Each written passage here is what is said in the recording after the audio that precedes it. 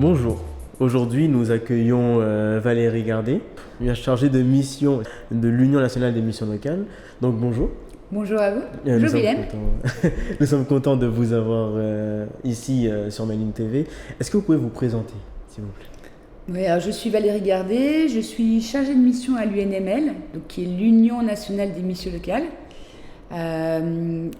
Tout particulièrement sur le sujet de l'animation et de la représentation du réseau des missions locales. Les missions locales, c'est 434 missions locales au niveau national, c'est-à-dire entre l'Hexagone et les missions locales ultramarines, donc Guadeloupe, Martinique, Guyane, etc.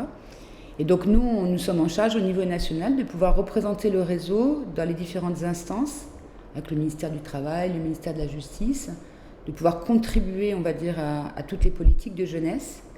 Et on a aussi un travail d'animation du réseau pour aussi partager les pratiques entre les missions locales et construire aussi des outils pour faciliter la vie au quotidien des conseillers par rapport à l'accompagnement des jeunes qu'ils proposent. Ok, d'accord. Et vous êtes venu en Martinique. Eh oui. Et quel est l'objet de votre visite alors Alors, il y a plein de jeunes qui le savent, puis il y en a d'autres qui ne le savent peut-être pas. Depuis le mois de mars, il y a un nouveau dispositif qui a été décidé donc, par le gouvernement à destination des jeunes, le contrat engagement jeune, qui est un accompagnement un peu particulier que mettent en place aujourd'hui les missions locales dans le cadre du droit à l'accompagnement auquel peut prétendre chaque jeune dans son insertion pour être soutenu dans ses démarches.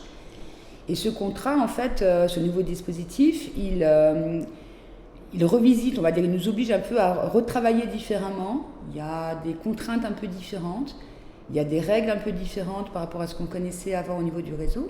Et donc nous, notre mission, c'est de pouvoir aller au plus près des missions locales pour partager avec elles, les soutenir en fait dans la mise en œuvre de ce nouveau dispositif, les accompagner aussi dans la compréhension de ce qui est nouveau et aussi des idées qu'il peut y avoir à un moment donné pour simplifier les choses.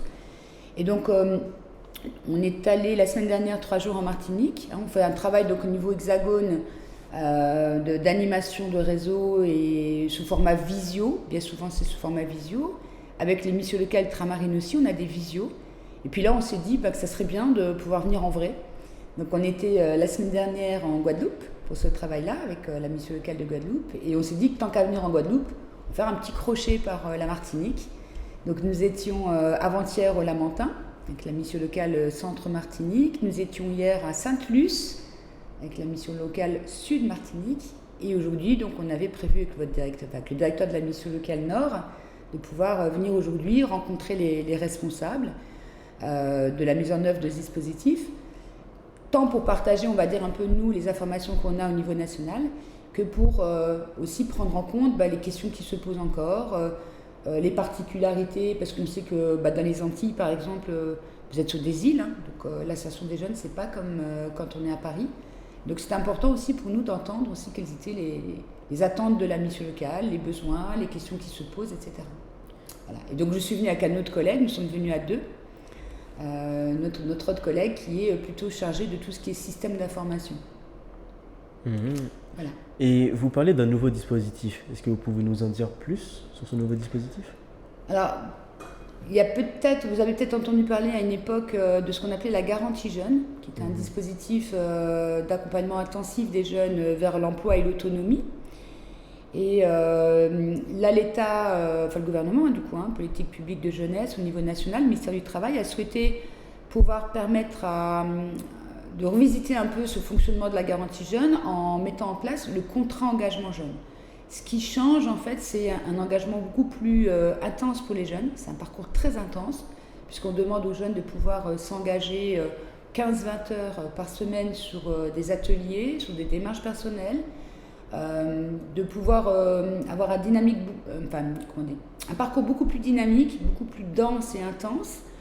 Donc tous les jeunes aujourd'hui ne sont pas prêts à rentrer dans des parcours comme ça aussi exigeants. Donc on a toujours le parcours d'accompagnement vers l'emploi et l'autonomie qui existe, le PACEA, qui existe pour des jeunes qui ne peuvent pas tout de suite, pour lesquels on se dit non, 15-20 heures, c'est pas possible tout de suite, je peux pas, c'est compliqué pour moi, par rapport à mon histoire de vie, par rapport à mon environnement, etc. Et donc, ce contrat en fait, d'engagement jeune, il est aussi assorti pour les jeunes qui sont éligibles d'une allocation qui peut aller jusqu'à 500 € par mois, sous réserve que les jeunes respectent leurs engagements. Alors après, c'est aussi le travail des missions locales, que de faire des propositions aux jeunes, de leur faire connaître l'environnement dans lequel ils sont, tous les dispositifs aussi qui existent. On parle des fois du RSMA, mais il y a peut-être des jeunes qui ne savent pas ce que c'est. On parle de l'école de la deuxième chance, il y a des jeunes qui ne savent peut-être pas ce que c'est. Il y a aussi la possibilité d'être dans des dispositifs d'engagement et de volontariat, comme par exemple les services civiques, qui sont des belles façons aussi pour les jeunes de pouvoir porter des projets et en même temps se faire un réseau. Parce qu'en fait, on se rend compte aussi qu'on a beaucoup de jeunes, des fois c'est par manque de réseau, c'est parce qu'ils n'ont pas les contacts et les relations qui vont bien. Et donc ils se trouvent un peu isolés, ils ne savent pas comment s'y prendre, ça semble compliqué. Et donc les missions locales, elles sont là aussi pour les soutenir dans toutes les démarches. Alors ça peut être aussi de la création d'activités, ça peut être de l'emploi direct, ça peut être du saisonnier, enfin tout ce qui peut faire aujourd'hui qu'un jeune peut a un projet et a envie de le réaliser. Voilà. On part toujours des projets des jeunes.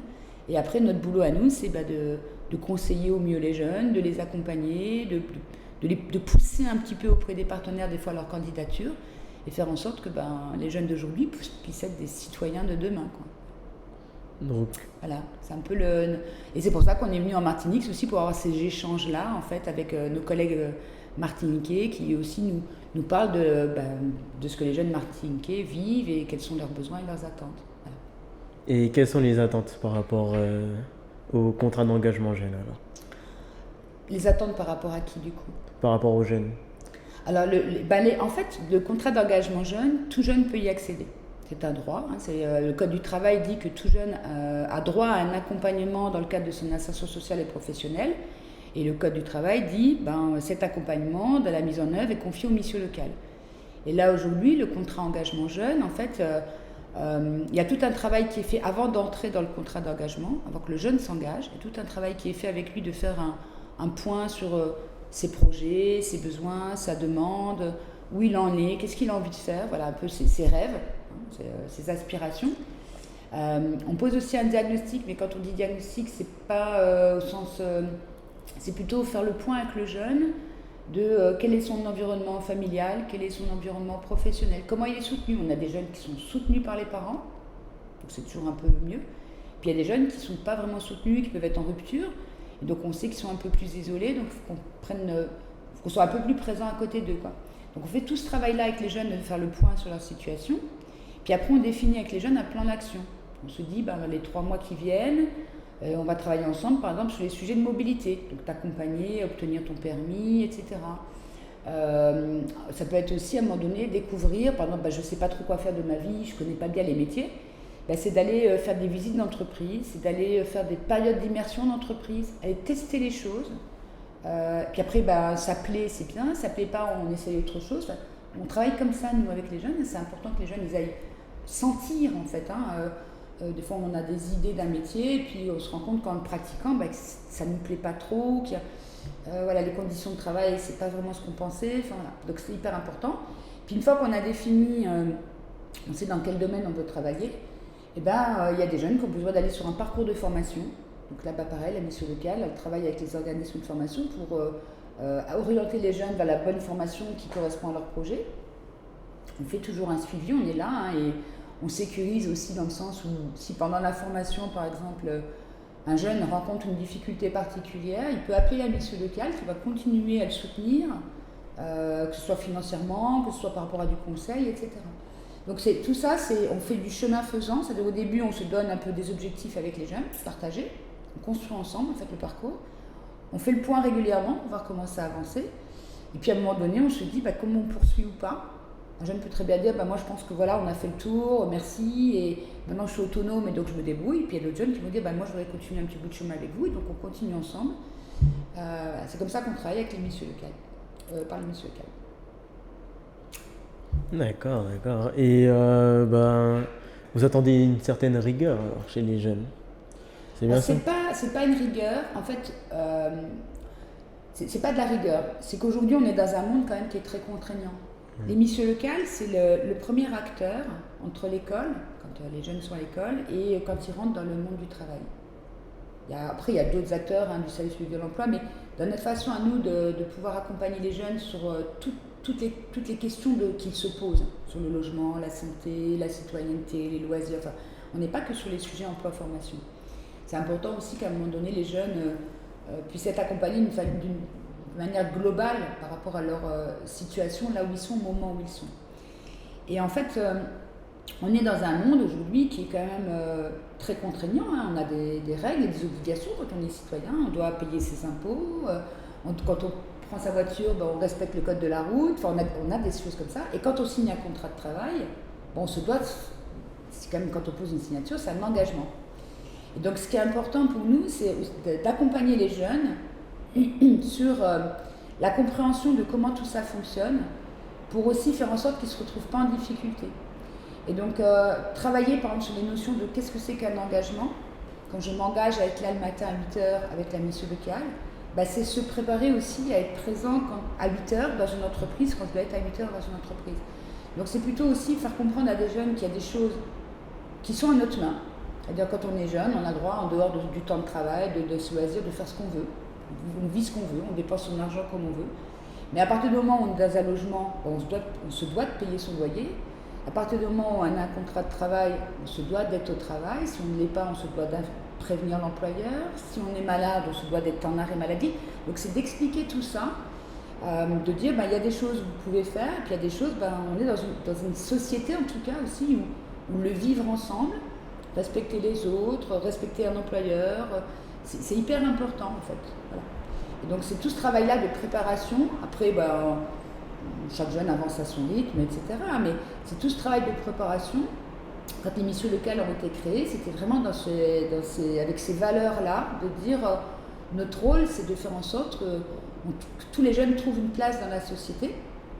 Pour nous, c'est important, d'où qu'on soit, de quel quartier on soit, qu'on ait fait des études, pas fait des études, il faut que chaque jeune trouve une place dans notre société. Donc c'est comme ça qu'on approche le sujet de l'accompagnement des jeunes. Et c'est hyper important aussi de leur donner toutes les informations utiles pour faire en sorte qu'ils ne se retrouvent pas en difficulté à un moment donné. Voilà. Et les missions locales accueillent tous les jeunes de 16 à 25 ans. Une fois que vous avez 26 ans, il y a d'autres acteurs qui prennent le relais. Mais on a des jeunes, effectivement, qui peuvent venir. Il ne se passe pas rien entre 16 et 25 ans, mais à tout moment, un jeune peut trouver un travail, et puis 3-4 ans après, il a 24 ans, il revient solliciter la mission locale pour avoir des informations, parce que entre-temps, il s'est marié, entre-temps, il a eu un bébé. Donc, et voilà, et on suit, c'est assez rigolo des fois, parce qu'on a des jeunes comme ça qui viennent régulièrement nous donner des nouvelles de leur avenir. Et donc, pour nous, c'est toujours un grand plaisir, quoi. D'accord. Et donc vous privilégiez aussi les projets des jeunes, s'ils en ont, les aider à les concrétiser. Ce qui est important pour nous, en fait, c'est que c'est vrai que les conseillers, par exemple, qui accueillent les jeunes, ont une très bonne connaissance de ce qui existe et des solutions qui sont possibles pour les jeunes en fonction de là où ils en sont et de ce qu'ils ont envie de faire. Nous, ce qu'on tente de faire, c'est toujours partir des projets des jeunes. Pour nous, c'est très important. Et de ne pas dire à un jeune, écoute, nous, on va t'expliquer ce que toi, tu dois faire. C'est pas comme ça que ça fonctionne. Dans la relation, on est dans une relation de confiance avec les jeunes. On avance ensemble. Alors, il peut y avoir des moments où on est en individuel. On se dit des choses qu'on n'a pas envie de dire quand il y a plus de monde, parce que quand on a une relation de confiance, les jeunes aussi peuvent nous livrer des fois des choses, des difficultés particulières. Et puis on a aussi des temps collectifs, parce qu'on trouve important, c'est que les jeunes puissent rencontrer d'autres jeunes. C'est aussi créer du réseau, c'est créer de la dynamique, c'est porter des projets ensemble. Alors je crois qu'à la mission locale Nord-Martinique, vous avez un beau projet de web télé, par exemple. Donc du coup, ça permet à des jeunes qui ne se seraient peut-être pas rencontrés ailleurs, de se retrouver, de prendre du plaisir à faire ce qu'ils font, à partager, etc. Et ça peut aussi du coup faire découvrir des métiers qu'on n'aurait peut-être pas découverts, et puis de susciter des vocations, des preneurs de son, des éclairagistes. Voilà. Et donc les missions locales, c'est souvent comme ça, c'est par l'expérimentation qu'il y a des jeunes des fois qui découvrent des métiers auxquels ils n'auraient pas pensé. Donc pour nous, c'est vraiment important qu'on parte vraiment des besoins, des projets des jeunes, de ce qu'ils ont envie de faire. Alors des fois on accompagne des jeunes sur des rêves, hein. On a des jeunes qui veulent créer leur propre activité. J'étais par exemple lundi au Lamentin, on a 2 jeunes filles qui sont allées se former dans l'Hexagone, qui ont monté leur entreprise, 2 sœurs, hein, qui ont 20, alors, je sais pas, moins de 26 ans c'est sûr, qui ont monté leur entreprise pour être, alors le titre exact c'était cellier, c'est-à-dire qu'en fait elles font de la réparation des sièges de voiture, elles font de la réparation des sièges de bateau, elles font des réparations de canapés, etc. Elles ont monté leur petite entreprise à 2, elles avaient envie, et donc la mission locale les a accompagnées sur tout ce projet-là, jusqu'à les accompagner sur la formation qu'elles ont suivie en métropole. Et elles sont revenues, elles ont monté leur entreprise et elles sont toujours en contact avec la mission locale et donnent des nouvelles. Et nous, on trouve que voilà, pouvoir avoir ce retour-là, nous, ça nous fait énormément de bien de voir qu'il y a des jeunes à un moment donné qui arrivent à réaliser leurs rêves. C'est un peu... Après, on est quand même dans des...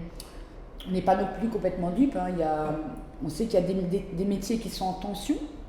Par exemple, l'hôtellerie-restauration, le bâtiment, etc. Les conditions de travail ne sont pas toujours faciles, hein, parce qu'on y est souvent le matin un petit peu, ou à midi, on y va y retourner le soir, on travaille le samedi, dimanche. Donc voilà, c'est compliqué pour des jeunes d'accepter ces conditions de travail-là, mais on tente quand même aussi de leur présenter ces métiers-là, parce qu'effectivement, il y a du travail dans ces secteurs d'activité, donc c'est important aussi qu'on leur en parle. Et puis, il y a des jeunes aussi qui arrivent du coup à trouver des entreprises avec lesquelles ça passe bien au niveau du relationnel, etc. Et des jeunes qui trouvent du travail, et tant mieux, parce que du coup ça permet aux jeunes du coup, de s'émanciper, de prendre un logement, de se sentir jeune adulte, quoi. De ne pas dépendre des parents tout le temps. C'est un peu l'objectif aussi quand on est jeune, de pouvoir à un moment donné être autonome. Et nous on travaille beaucoup sur l'autonomie des jeunes. Eh ben, je vous remercie d'avoir répondu à quelques questions. Donc, je sais pas, peut-être un dernier petit mot pour... Non, je suis pas sûre de revenir à Paris en fait, ça c'est pour mes collègues de l'UNML. Je pense qu'on va rester aux Antilles avec Mathieu. Voilà, on est trop bien accueillis ici. D'accord, je vous remercie. Et de rien, et puis à disposition si jamais... Au niveau du réseau des missions locales, en tout cas ne pas hésiter, si les jeunes voient ce message-là, de solliciter la mission locale. Il y a des missions locales partout, il y a 6800 lieux d'accueil, donc je pense que vous trouverez la mission locale la plus proche de chez vous. Il ne faut surtout pas hésiter à vous rendre dans une mission locale, parce que même si c'est pour un premier niveau d'info, ils le feront, et je pense qu'ils le feront bien. Merci beaucoup. Et c'est la fin de ce direct, et je vous dis à la prochaine. Au revoir.